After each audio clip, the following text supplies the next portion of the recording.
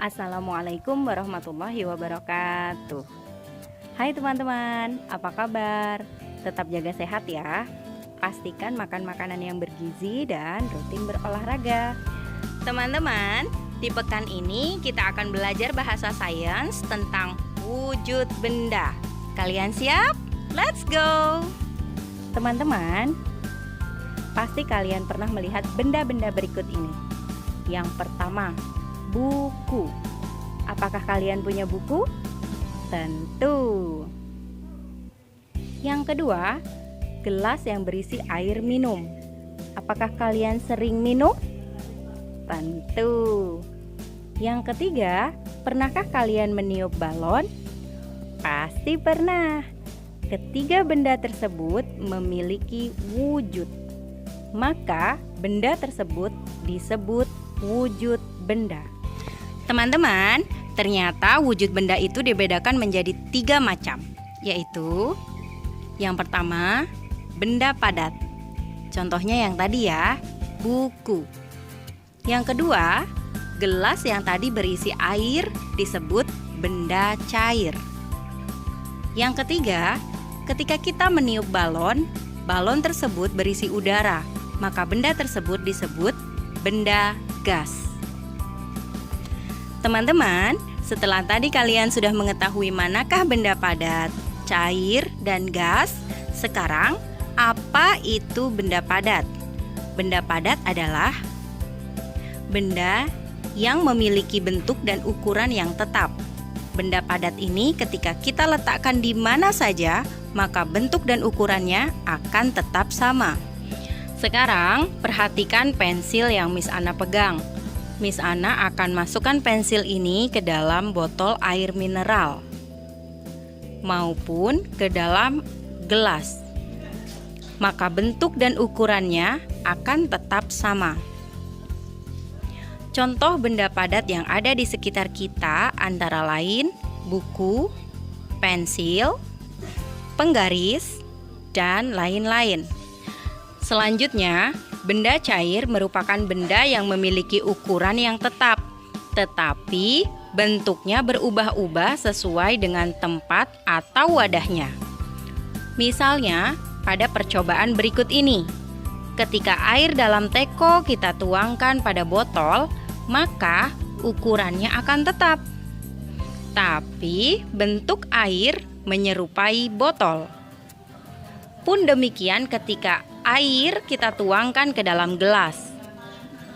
Banyak sekali contoh benda cair di sekitar kita, seperti air putih pada gelas, jus pada gelas, susu pada gelas, dan minyak pada botol minyak, serta sirup pada botol sirup. Berikutnya, kita akan mempelajari tentang benda gas. Benda gas adalah benda yang memiliki ukuran dan bentuk yang selalu berubah-ubah sesuai dengan tempat atau wadahnya. Nah, teman-teman, mengapa benda gas tersebut memiliki ukuran dan bentuk yang selalu berubah-ubah sesuai dengan tempat atau wadahnya? Hal ini karena saat kita meniup balon, udara membuat balon menggelembung. Nah, untuk itu udara menyesuaikan bentuk balon. Misalnya, bentuk balon kita bulat, maka udara di dalam balon akan bulat pula. Untuk contoh benda gas yang ada di sekitar kita, antara lain udara yang berada di dalam balon seperti yang tadi. Dan ketika kita memompa ban sepeda, maka udara akan masuk sehingga ban akan terisi udara. Ada juga yang lainnya loh. Untuk tugasnya, silahkan teman-teman cari 10 benda yang ada di rumahmu. Tuliskan di worksheet yang sudah disediakan dan tentukan pula wujudnya. Selamat mengerjakan.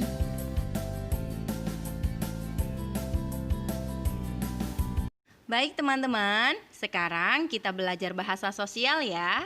Sebelum Miss Ana lanjutkan, silahkan dijeda dulu video ini. Dan bacalah modul bahasa sosial dengan judul Hidup Rukun dengan Teman Bermain. Selamat membaca.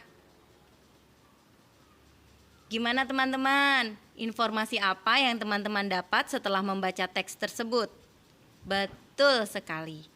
Kita tidak hanya harus menciptakan kerukunan di rumah saja, tetapi juga dengan teman bermain. Punya banyak teman itu menyenangkan.